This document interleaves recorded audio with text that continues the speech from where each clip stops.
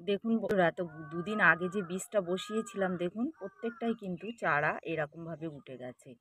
তো কিভাবে আপনারা বীজ থেকে সহজেই চারা ওঠাতে পারবেন সেটা আপনাদেরকে দেখাচ্ছি। আসসালামু আলাইকুম, আশা করি আপনারা ভালো আছেন ও সুস্থ আছেন।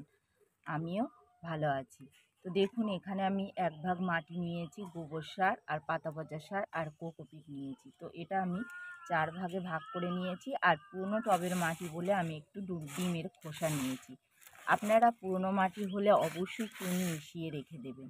তারপরে দেখুন মাটিটাকে আমি ভালোভাবে মিশিয়ে নিয়েছি। মিশিয়ে নেওয়ার পরে আমি এবারে দেখুন এইভাবে ছোট একটা টবে দিয়ে দেব।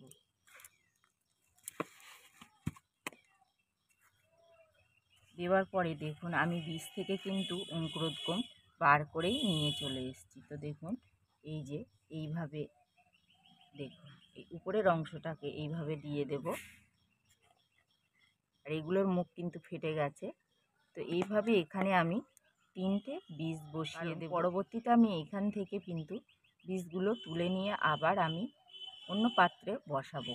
তো দেখুন এইভাবে দেওয়ার পরে আপনারা এবারে পানি দিয়ে দেবেন। এরপরে দেখুন আমি এই রুডিং হরমোনের পানিটা নিয়েছি।